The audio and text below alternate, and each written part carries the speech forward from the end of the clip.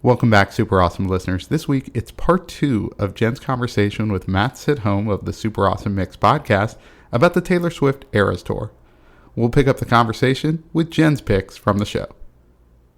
All right, so what did you pick for your 2 picks here? So my 2 picks, you got to experience the show with your daughter. I got to go with a good friend of mine from high school that I actually met in 1989, by the way. So how about that? We thought that was pretty funny. We met when we were 15 years old and have seen each other, throughout the years at weddings and reunions and things like that, and have stayed, connected via social media. But during the pandemic, she and I really bonded over the Folklore and Evermore albums, and just discovered we were both huge fans. And when this tour was announced, we immediately decided that, we would try and get tickets and go together. So I unfortunately got waitlisted when tickets became available. And my friend Heather was not. So she spent all day long, like big love and thank you to Heather Garner for getting our tickets. She waited it was literally like an 8-hour all day process to get these tickets, and she got them. We ended up at the Houston show. And in true fashion, especially for me, for those of you that don't know me, my special talent in life, one of them is that I'm late to everything. I'm the girl that people tell the party starts 30 minutes before it actually does so that I get there on time. That's me. Right. So we're booking it to the show. We get there right as the show starts. And I wasn't super into the first 2 songs. For those of you, just like to give, like I said, Matt, the set list, you've said it, the set list is everywhere, but she starts with Lover, then goes into Fearless, Evermore, Reputation, Speak Now, Red, Folklore, 1989, her surprise songs, and then Midnights. So she starts with Lover, which is an interesting place to start, I thought. And the first song is are Miss Americana and The Heartbreak Prince. And then she goes into Cruel Summer. And her third song was the song I was really excited to. So we booked it to our seats so that I could see my first pick, The Man. So, where do you start with this song? I've talked a lot about the Killers version of this song, also called The Man, which is not a cover of this, totally different song, but same kind of thinking. And I love the Taylor Swift version because, again, like relatable, amazing lyrics. This is the first album that she made after she left Big Machine and decided to re-record her first 6 albums, which, for those that have been living under a rock and don't know the story, like what a boss move. She was with Big Machine Records. She had always made it really clear that she was an artist that wanted to own her own material. They ended up selling her back catalog really against her will. She wanted to buy it. They sold it to somebody else. So she's like, guess what I'm going to do? I recorded them once. I'm going to re-record my first 6 albums. And so that's why if you're looking on Spotify or whatever, and you see something that says Taylor's version, she's re-recorded 2 of the 6 so far and is working on the other 4. But if you don't think she's the man simply from doing that, like, I'm like, oh, but then you're missing out. Like her, like, even if you don't like her music, you can't deny like the talent, both as an artist, a performer, a businesswoman.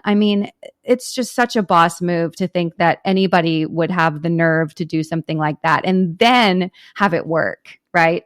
I do like Ours is a song that she's not re-recorded yet. And I'm like, can I even put that on our playlist this week? I'm like, I will, but I promise when Taylor's version comes out, I'll swap it out. Yeah. And The Man, you're right. It's a great song and it's very representative of kind of, I think, her place in the whole thing, like talking about it with some friends ahead of the show. It evoked, memories of growing up and seeing people outside of, a Michael Jackson concert, right? When he was just so massively popular that people would be brought to tears because they were going to see this person live. And, I think even, Springsteen had a moment, the Born in the USA tour, probably where, just sold out stadium night after night. And so that was, something similar. But yeah, as far as modern day, I'm like, this is probably going to be like my daughter's equivalent to a Michael Jackson, hopefully without all the baggage, but just as far as the, the star power and the magnitude of it and the ability to kind of just, call her shots. And I think probably unlike Michael, because it sounds like he never really took control of his whole situation, which kind of probably led to his downfall. I think in her case, it's pretty cool that she decided to take the reins like that and re-record the music and, kind of do the thing that everyone says you shouldn't do, right? Like there's probably a ton of people who are like, hey, Taylor, it just doesn't work like that. It just doesn't work like that. And I just love yeah, okay, well, we're going to do it anyway. Yeah, and I'm going to win. I mean, Right, right. I think in terms of cultural relevance, you're right. I mean, this is going to be up there with like Elvis's comeback special or, like Led Zeppelin reuniting for the Celebration Day tour. And I don't say either of those names lightly. They're both artists that I love. I think this tour, though, is going to be right up there in terms of like concerts that will be remembered forever. Like it's been such a good show. It's definitely one of the best shows I've ever been to, right? Like if I just remove obviously I'm a huge Springsteen fan, and people who listen to me on the other show know that, right? But like the show there is just him and his band playing, right? Like there's nothing to it. Here, I think just the whole presentation I thought was just remarkable. And that was kind of what I was pointing out to my daughter too, was just, she would stand in the middle. And I'll say this to people when you watch public speakers, like great public speakers aren't afraid of silence, right? Yep. And she would just take these pauses while she was addressing the crowd and kind of look at them. And she knows the camera is on her, and she knows she can do something with her eyes or do something with her face, and they're going to react. And I pointed that out to her. I was like, look, just watch what she's doing here. And then, secondary to that, I was like, think about how many times she had to practice this to get to the right mark at the right time, to go under the stage, to do this, to do that. I was like, the precision of it all was pretty remarkable when you look at just how massive a stage show it is. So, yeah, I mean, so we didn't have conversations about, uncomfortable lyrics, but I did point things out about public speaking while we were sitting there. Well, and I've stole your line 1,000 times because I think you nailed it. Right after you saw the show, you were texting Samara and I, and I've shared this and I've said this to probably 100 people now, that the show was a masterclass in public performance. And I could not agree more. I think you're so right about that. And the way she stops, she looks around at the crowd, and whether it was, contrived or practiced or rehearsed or not, I really believe too that she was taking it in, like when she stopped and looked around and just couldn't believe, everybody screaming her name in the stadium. Like, I can't even imagine what that must feel like, right? That much energy coming at you. And I think that she handles it so beautifully with kind of a wink and a smile. And that's what makes it so enjoyable. It feels like you're watching a friend perform. And that's what was so magical to me. One of the things about the show. And then another magical thing was getting to see this song live. My second pick, which, I'm getting teary even just thinking about it. Betty. Oh, I'm like, this is a song that literally like single-handedly got me through the pandemic. I feel like it gave me something to focus on, like a high school love triangle. Like, yes, please take me back to that. Like while the world was crashing down, like this gave me a place to go, this whole album. And I feel like the song, we talked about songs that could be turned into a feature film. Like, I'm pretty sure this is the one you were referencing.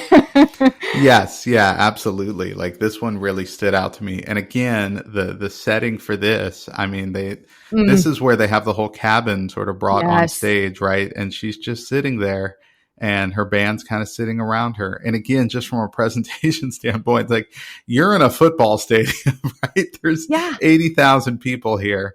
You're going to wheel out like a cabin and just get the setting just right and get the mood and all those things. And truthfully, again, this was in the category of songs I didn't know as well, right? And so I'm kind of listening to it and listening to the lyrics. And again, it's just like, all right, this is just it's a good story for me to listen to as she's singing it. And so, yeah, I mean, not surprised this ended up here. I think something from that album should have ended up on any review, because again, with all the changes and everything that she does throughout the show, you do get those kind of rock, kind of fun concert vibes at For times, but sure. she's able to present a song like this too, and in a way that still captivates people.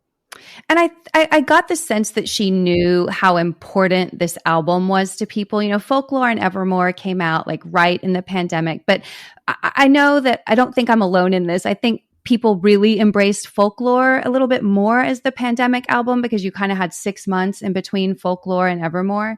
And everybody was just in it with this album. And so to be able to hear these songs live in a concert situation when I wasn't sure I'd ever be able to see live music again, like I think that's what the emotion earlier was from, right? Not just from a love of this song and a love of her and the awe of the concert, but like this, there was a time when this song was on constant repeat for me where I wondered if I was ever going to get to see it live, you know?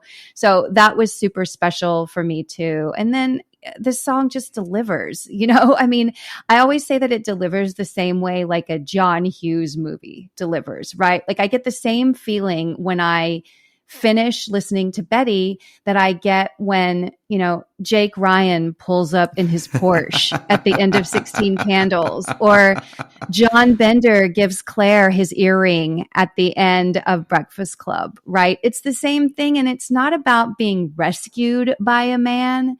It's about wishing that the system wasn't rigged and being stoked when it isn't, right? Like she's been singing about this since You Belong With Me. Like if all the high school bullshit about who's popular and who isn't, you know, if that didn't exist and we could just like who we like and hang out with who we want to hang out with, like that's what this represents to me, right? It's not about being saved. I need a dude to save me. No, it's about what if none of the other stuff that we attach to high school and popularity and the stuff that honestly, once you get out of high school, doesn't matter. And maybe that's why as an adult, I love it because I know this little window of time is so short. And if that window of time that's so important and so formative could be more like, you know, adult life where clicks and your social status and all of that doesn't matter, wouldn't high school be a different experience? And so that's what I love about Betty. Yeah, that's great. I think, you know, to that end, the line that stood out to me is when she writes, you know, I'm only 17 and I don't know anything, but I know I miss you. You know, Yeah. and I thought that was just perfect to be written from a guy's point of view, because as I've told my daughter and her friends, guys are pretty stupid until about the age of 25. So I You're try to tell being them, generous, maybe, Matt. I am, but I think 25 is a good number. If we were to dial it in, I'm like, It's okay, true. that's a fair, I think that's a fair number. So I'll It say is. till 25. And, you know, the first time I said that to my daughter, she's like, yeah, but you're a boy. I was like, yeah. And I didn't meet your mom till I was like 30. So, Right?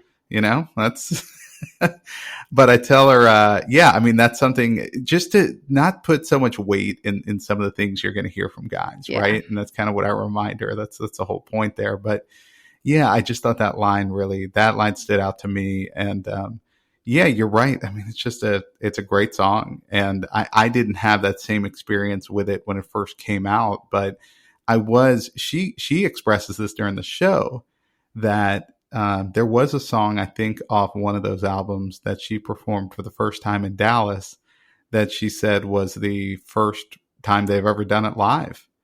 And she Wow. was like, and she kind of said something similar to what you did. And she's like, we weren't sure when we were going to perform this.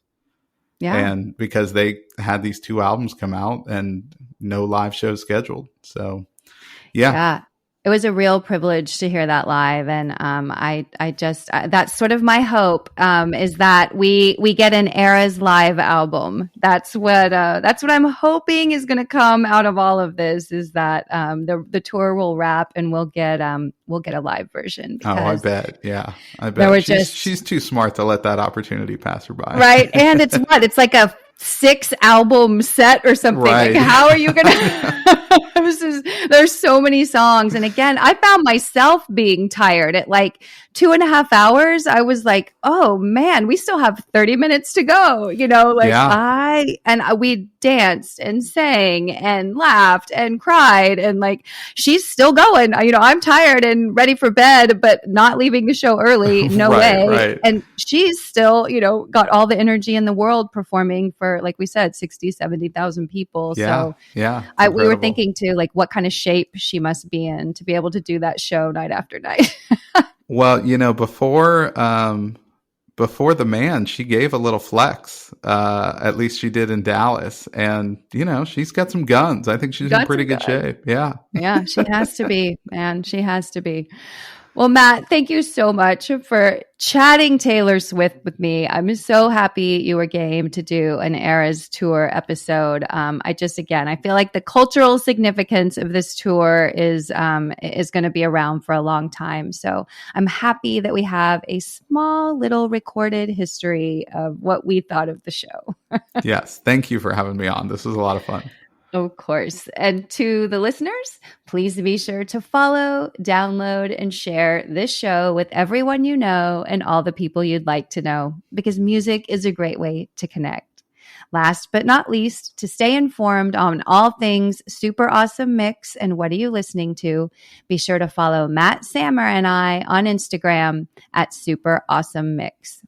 Thanks for listening, and please join me again next week to find your new favorite song.